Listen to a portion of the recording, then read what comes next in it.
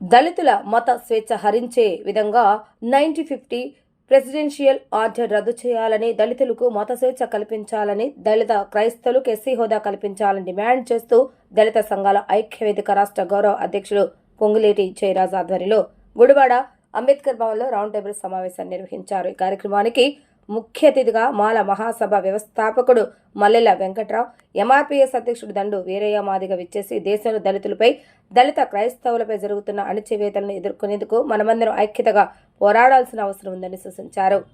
ఇతర కులానికి చెందిన వారు క్రైస్తవ మతం స్వీకరిస్తే వారి కులం మారినప్పుడు ఎస్సీలు క్రిస్టియానిటీ మతంలోకి మారితే ఎస్సీ హోదా కోల్పోతారంటూ గౌరవనీయ స్థానాలు తీర్పులు ఇవ్వటం సరికాదని ఆగ్రహం వ్యక్తం చేశారు.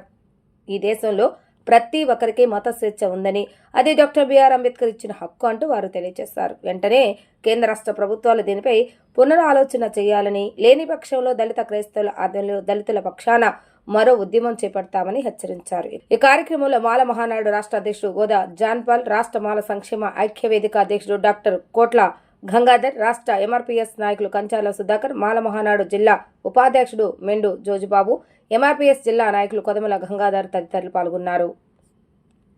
అధికారం మీకు ఎవరు ఇచ్చారు? ఈ రాజ్యాంగంలో షెడ్యూల్ కులాలు రిజర్వేషన్ అనుభవించే హక్కు ఉంది. మతాలు మార్చుకుంటారు. ఇక్కడ సమాజంలో మతాల మధ్యన వివక్షత ఉంది. దళితులను అంటరాని వాళ్ళుగా చూస్తున్నారు కాబట్టి స్వేచ్ఛ కోసం మతం మార్చుకుంటారు. మతం మార్చుకున్నంత మాత్రాన మీకు రిజర్వేషన్లు లేకుండా పోతాయని చెప్పంటే మరి మా ఓట్లు కూడా వేయించుకోరా మీరు? మీకు అధికారం కావాలంటే మా ఓట్లు కావాలి. కాబట్టి భారతదేశంలో 3వ ప్రపంచ యుద్ధం జరగబోతుంది. దళితులకు క్రైస్తవులకు రిజర్వేషన్లు తొలగిస్తే మరో యుద్ధం చూడవలసి వస్తుందని చెప్పనేసి పాలకులందరికీ తెలియజేస్తూ ఉన్నాం. కాబట్టి ఈరోజు అట్రాసిటీ యాక్ట్ చట్టాన్ని నిర్వీర్యం చేసుకుంటూ వచ్చారు. ఆ చట్టం నిర్వీర్యంతో కాకుండా ఎస్సీలకు సంబంధించిన వాళ్ళు వారికి ఉన్న రిజర్వేషన్ల ద్వారా అగ్రకులాల కంటే వ్యక్తుల కంటే కూడా ప్రమోషన్లో రిజర్వేషన్లు పొందుతూ వాళ్ళు మరింత ముందుకెళ్తున్నారని చెప్పిన కుట్ర కుతంత్రాలతో ఇవాళ ఈ రిజర్వేషన్లు లేకుండా చేయాలని చెప్పిన కుట్రతోనే ఇవాళ ప్రైవేటీకరణ కూడా తీసుకురావడం జరిగిన విషయం మీకు అందరికీ తెలుసు. కాబట్టి ఈరోజు ఏదైతే సుప్రీంకోర్టు తీర్పు వచ్చిందో, సుప్రీంకోర్టు తీర్పు ప్రభుత్వాలకు ఏమైనా ఒక ఆదేశాలు ఇచ్చిందా? ఎటువంటి ఆదేశాలు లేవు. అది కేవలం ఒక కేసు విషయంలో తీర్పు మాత్రమే. దాన్ని మేము స్వాగతిస్తామనడానికి మేము సిద్ధంగా లేం. రాజ్యాంగంలో ఉన్నటువంటివి ఏదన్నా రద్దు చేయాలంటే సర్వ అధికారం అనేది పార్లమెంటుకే.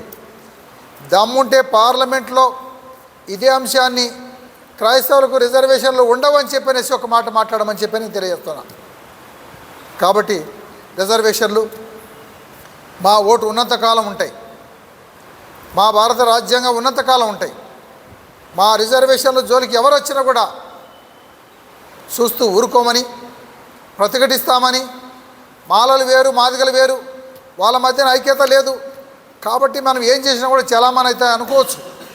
కానీ భారతదేశంలో ప్రమాదం ముంచుకొచ్చినప్పుడు ఎన్ని మతాలలో ఉన్న ఈ దళితులు అనే వాళ్ళు ఒక తాటి మీదకి రాబోతారనే విషయాన్ని కూడా ఈ దేశవ్యాప్తంగా ఏదో ఒక రోజు కూడా అది నిరూపణ జరగబోతుందని చెప్పనేసి అందుకు నాంది ఇవాళ గుడివాడ నుంచే మొదలు కాబోతుందని చెప్పని ఈ సందర్భంగా తెలియజేసుకుంటూ, త్వరలోనే దక్షిణ భారతదేశం సమావేశం తమిళనాడులో జూన్ 15న నిర్వహిస్తున్నాం. అది అన్ని రాష్ట్రాలకు సంబంధించిన నాయకులందరూ వస్తున్నారు. తప్పకుండా ఈ రిజర్వేషన్లు పెరగాలి. మేము అడగలేదు.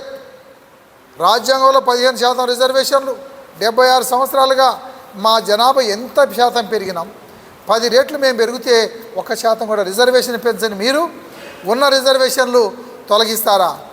తొలగించే దమ్ము మీకుందా? కాబట్టి మేము రిజర్వేషన్లు కూడా 15% నుంచి 30%కి పెంచాలని చెప్పి నేను డిమాండ్ చేస్తున్నాం.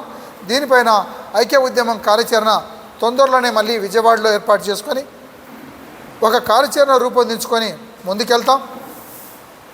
ఇవాళ రిజర్వేషన్ అనేటువంటిది ఇంకా మేము వీళ్ళకు లేకుండా చేయాలనే పెద్ద కుట్ర జరుగుతుంది. మతాన్ని అడ్డం పెట్టి రిజర్వేషన్లు లేకుండా చేయాలని చెప్పని దీని వెనుక చాలా కుట్ర జరుగుతూ ఉన్నాయని చెప్పని తెలియజేస్తున్నాం. అలాగనే ప్రైవేటీకరణ ముందు తీసుకొస్తున్నారు. వీళ్ళల్లో దళితులు, గిరిజనులు వీళ్ళకున్న రిజర్వేషన్ల ద్వారా ప్రమోషన్లో అగ్రవర్ణాల కంటే ముందు కూడా ఉన్నత పదవులలో చేరుతున్నారు. సో అవి లేకుండా చేయాలి అనేటువంటి కుట్రతోనే మరి 2009లో పార్లమెంట్లో పార్ట్ 1 సిఆర్పి అనేటువంటిది ఎక్కడ లేదండి. అట్రాసిటీ యాక్ట్లో ఉన్న కేసులందరికీ రాజమండ్రి జైల్లోనో, కడపనో, లేకుండా హైదరాబాద్లో జైల్లో ఉండేవాళ్ళు ఈరోజు పోలీస్ స్టేషన్లోనే సకల సౌలభ్యాలు కల్పిస్తూ దళితుల మీద దాడి చేస్తే మరి వాళ్ళకు నోటీస్ ఇచ్చి పంపిస్తూ ఉన్నారు. ఎంత దుర్మార్గం అండి ఇది. మరి ఎవరైతే తెచ్చినారో వాళ్ళే మళ్ళీ చట్టసభలో మాట్లాడుతూ ఉన్నారు, అయ్యా ఆ రోజు ఇచ్చినట్టు దాన్ని రద్దు చేయండి అని చెప్పి. సుప్రీంకోర్టు మొన్న 2018లో వచ్చే తీర్పును 2019లో వెనక్కి తీసుకోవడం జరిగింది. ఎవరి ఆదేశాలు? పార్లమెంటు సాక్షిగా వారి ఆదేశాల మేరకు ఏదైతే మేము తీర్పు ఇచ్చామో ఆ తీర్పును తిరిగి వెనక్కి తీసుకుంటున్నామని చెప్పని స్పష్టంగా చెప్పడం జరిగింది. అయినా ఈరోజు డీజీపీ గారి వరకు ఏ స్టేషన్కి వెళ్ళినా పైన నుంచి ఉత్తర్వులు మాకు రాలేదండి, కాబట్టి మేము పార్ట్ 1 సిఆర్పిని ఇంప్లిమెంట్ చేస్తున్నామని చెప్పని చెప్తా ఉన్నారు. కాబట్టి మనకు మాటలు చెప్తున్నారు తప్ప చట్టంలో చాలా ఆలస్యం జరుగుతుంది, నిర్లక్ష్యం చేస్తూ ఉన్నారు. దీని మీద అందరూ కూడా ఈరోజు మనం ఏదైతే ప్రమాదం వచ్చిందో అప్పుడు మాత్రం మనం మేల్కొంటున్నాం. దయచేసి ముందు జాగ్రత్తగా భవిష్యత్తులో వచ్చేటువంటి ప్రమాదాలను ఎదుర్కోవడానికి దళితులందరూ ఐక్యవేదికంగా మారాల్సిన అవసరం ఉంది. మన హక్కులు కాపాడుకోవాల్సిన అవసరం ఉంది అని చెప్పని అన్నదమ్ముల ఆస్తుల విషయం కంటే మనం ఉన్నదాన్ని రక్షించుకోవడం చాలా ముఖ్యము. కాబట్టి అట్రాసిటీ చట్టాన్ని కాపాడుకోవాలి. అట్లాగనే ఎస్సీ రిజర్వేషన్లు మనం దక్కించుకోవాల్సిన అవసరం ఉంది. అదే మన బిడ్డలకు ఆధారం అని చెప్పని ఈ సందర్భంగా తెలియజేసుకుంటూ భవిష్యత్తు ఉద్యమ కార్యాచరణ మరి వెంకట్రావు గారు, మేము ఇంకా కొంతమంది నాయకులందరినీ కూర్చోబెట్టి మాట్లాడుకొని ఒక ప్రణాళికాబద్ధంగా ముందుకెళ్ళే ప్రయత్నం చేస్తామని ఈ సందర్భంగా తెలియజేస్తా ఉన్నాం.